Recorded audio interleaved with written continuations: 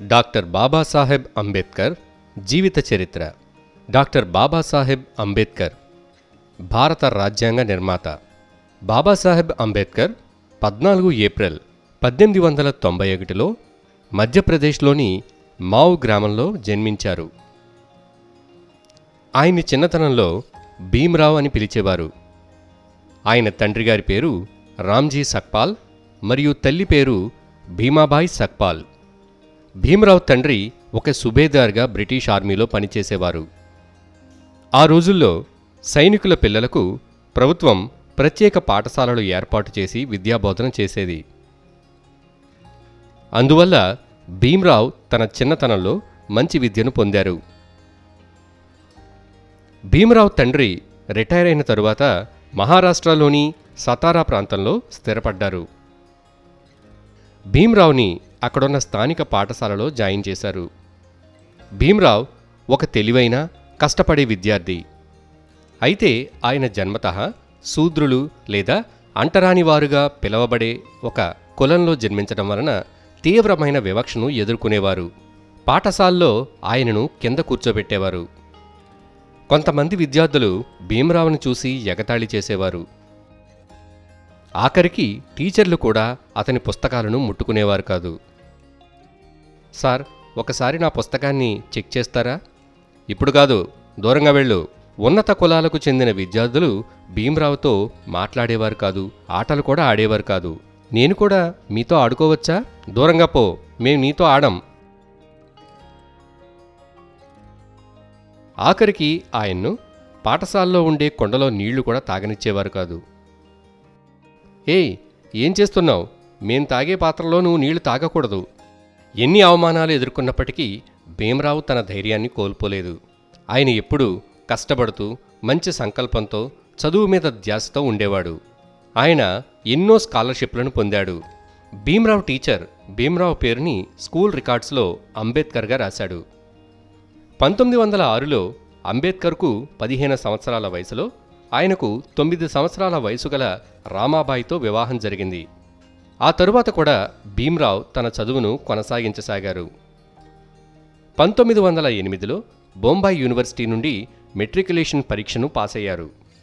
ఆ తరువాత పై చదువుల కోసం ఎల్ఫిస్టోన్ కాలేజీలో జాయిన్ అయ్యారు. 1912లో బొంబాయి యూనివర్సిటీ నుండి పొలిటికల్ సైన్స్ ఇంకా ఎకనామిక్స్లో పట్టా పొందారు. ఆ తర్వాత ఆయనకు బరోడాలో ఒక ఉద్యోగం వచ్చింది. ఒక సమావేశంలో దాదా కెలుస్కర్ అంబేద్కర్కు బయోగ్రఫీ ఆఫ్ బుద్ధ అనే పుస్తకాన్ని గిఫ్ట్గా ఇచ్చారు.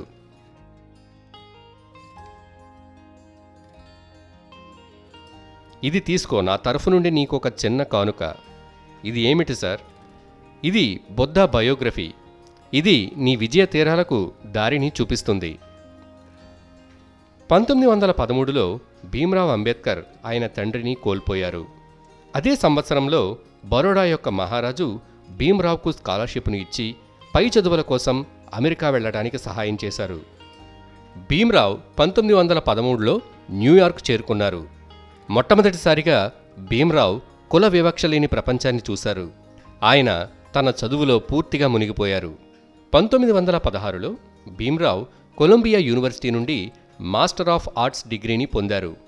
అలాగే national dividend for India, A historical and analytical study అనే థీసిస్ పైన పరిశోధన చేసి డాక్టరేట్ ఇన్ ఫిలాసఫీని కూడా పొందారు. ఆ తరువాత అంబేద్కర్ అమెరికా నుండి లండన్కు పై చదువుల కోసం వెళ్లారు.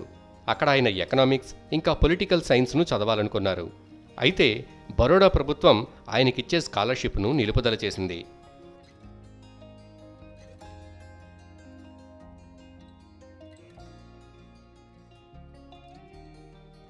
బరోడా మహారాజ్ అంబేద్కర్ను ఆయన యొక్క పొలిటికల్ సెక్రటరీగా నియమించారు. కానీ ఆయన మహర్ కావడం వల్ల ఆయన యొక్క ఆర్డర్స్ను ఎవరూ కూడా పరిగణలోకి తీసుకునేవారు కాదు. సార్, ఈ డాక్యుమెంట్ మీద మీరు సంతకం పెట్టండి. నువ్వెవరు నాకు ఆర్డర్స్ ఇవ్వడానికి? నేను సంతకం పెట్టను. ఆ తరువాత భీమ్రావ్ అంబేద్కర్ 1917 నవంబర్లో బొంబాయికి తిరిగి వచ్చారు. అక్కడ కొల్హాపూర్ మహారాజైన షాహూ మహారాజ్ సహాయంతో ఒక వార్తాపత్రికను ప్రారంభించారు. ఆ పత్రిక పేరు మూక్ నాయక్. ఇది జనవరి 31, 1920లో ప్రారంభించబడింది. అలాగే ఆ మహారాజ్ అంటరానితనం నిర్మూలన కోసం ఎన్నో సమావేశాలు, సభలు నిర్వహించేవారు. అందులో భీమ్రావుతో మాట్లాడించేవారు. ప్రియమైన మిత్రులారా, మనకి ఈ వ్యధ ఎంతో కాలం ఉండదు. మనందరం కలిసి సమిష్టిగా పోరాటం జరుపుదాం. 1920 సెప్టెంబర్లో తగినంత ఆర్థిక సహాయం పొందిన తరువాత అంబేద్కర్ తిరిగి తన చదువును కొనసాగించడానికి లండన్కు బయలుదేరారు. ఆయన అక్కడ బారిస్టర్ అయ్యారు. ఇంకా పొలిటికల్ సైన్స్లో డాక్టరేట్ను కూడా పొందారు. ఆ తరువాత బొంబాయి హైకోర్టులో లా ప్రాక్టీస్ చేయడం మొదలుపెట్టారు. ఆ తరువాత ఆయన సమాజంలోని అంటరాని వారి చదువు మరియు వారి ఉన్నతి కోసం పాటుపడ్డారు. ఆ కాలంలో అంటరాని వారుగా చూడబడే శూద్రులను పబ్లిక్ ప్లేసెస్లో మంచినీళ్లు తాగడానికి అనుమతించేవారు కాదు. అలాగే మందిరాల్లో కూడా వాళ్ల ప్రవేశాన్ని అనుమతించేవారు కాదు. 1927లో బాబాసాహెబ్ అంబేద్కర్ అంటరానితనానికి వ్యతిరేకంగా ఒక పెద్ద ఉద్యమాన్ని ప్రారంభించాలని అనుకున్నారు. ఆయన చాలా మందితో కలిసి పబ్లిక్ మార్చ్ నిర్వహించారు. అలాగే ప్రజలందరి కోసం పబ్లిక్ డ్రింకింగ్ వాటర్ రిసోర్స్ను ఏర్పాటు చేశారు. అలాగే మహాడ్లో ఒక సత్యాగ్రహం కూడా చేశారు. పబ్లిక్ డ్రింకింగ్ వాటర్ అనేది ప్రజలందరి హక్కు. అందరూ సమానంగా దీన్ని త్రాగడానికి అనుమతించబడాలి. ఆయన అంటరాని వారి మందిర ప్రవేశం మీద కూడా పోరాటం జరిపారు. నాసిక్లోని కాలారాం టెంపుల్ వద్ద సత్యాగ్రహం నిర్వహించారు. మనకి కూడా దేవాలయంలోకి వెళ్లే హక్కుంది. మనందరం దీని గురించి పోరాటం జరుపుదాం. డాక్టర్ అంబేద్కర్ లండన్లో జరిగిన 3 రౌండ్ టేబుల్ సమావేశాలలో కూడా పాల్గొన్నారు. అక్కడ అంటరానితనం మీద ఆయన తన వాదనను వినిపించారు. 1937లో కొన్కన్ ప్రాంతంలోని కోటి అనే వివాదాస్పదమైన భూ చట్టం మీద ఒక బిల్లును ప్రవేశపెట్టారు. అలాగే మహర్లను ప్రభుత్వానికి బానిసలుగా చేసే వతన్ వ్యవస్థపై కూడా పోరాడారు. ఆ తరువాతి కాలంలో తేబడిన ఒక బిల్లులో అణగారిన వర్గాలకు హరిజనులు అనే పేరు పెట్టడానికి ప్రభుత్వం నిర్ణయించింది. కానీ భీమ్రావ్ దీనిని తీవ్రంగా వ్యతిరేకించారు. అయినప్పటికీ ఇండియన్ నేషనల్ కాంగ్రెస్ హరిజన్ అనే పదాన్ని తీసుకొచ్చింది. ఇది అంబేద్కర్కు తీవ్ర మనస్తాపాన్ని కలిగించింది. 1947లో స్వాతంత్రం లభించిన తరువాత భారతదేశపు మొట్టమొదటి ప్రధాని అయిన జవహర్లాల్ నెహ్రూ డాక్టర్ భీమ్రావ్ అంబేద్కర్ను ఆహ్వానించారు. భీమ్రావ్ అంబేద్కర్ బెంగాల్ నుండి మెంబర్ ఆఫ్ కాన్స్టిట్యూయెంట్ అసెంబ్లీగా ఎన్నికయ్యారు. ఆయన్ను తన క్యాబినెట్లో లా మినిస్టర్గా చేరమని నెహ్రూ కోరారు. ఆ తరువాత భీమ్రావ్ అంబేద్కర్ను కాన్స్టిట్యూషన్ డ్రాఫ్టింగ్ కమిటీకి చైర్మన్గా నియమించారు. దాంతో భీమ్రావ్ అంబేద్కర్ భారత రాజ్యాంగ నిర్మాణంలో ముఖ్య పాత్ర పోషించారు. 1948 ఫిబ్రవరిలో డాక్టర్ అంబేద్కర్ ఒక డ్రాఫ్ట్ కాన్స్టిట్యూషన్ను భారత ప్రజల ముందు ఉంచారు. దీన్ని నవంబర్ 26, 1949లో అమల్లోకి తీసుకునొచ్చారు. అంబేద్కర్ ఆయన జీవిత ప్రయాణంలో తన 4 పిల్లల్ని ఇంకా తన భార్యను కూడా కోల్పోయారు. అయినప్పటికీ ఆయన దేశం కోసం పనిచేయటం మానలేదు. 14 అక్టోబర్ 1956లో నాగ్పూర్లోని దీక్షాభూమిలో ఆయన తన 2వ భార్య సవితా అంబేద్కర్తో కలిసి బుద్ధిజంలోకి తన మతాన్ని మార్చుకున్నారు.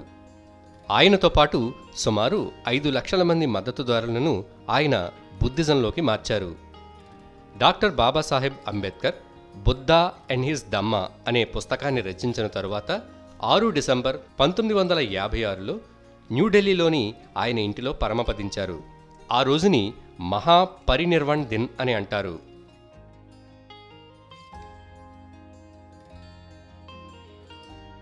డాక్టర్ బాబాసాహెబ్ అంబేద్కర్ భౌతికంగా లేనప్పటికీ ఆయన ఆలోచనలు, ఆశయాలు ఇంకా భారత ప్రజల మనస్సుల్లో సజీవంగానే ఉన్నాయి.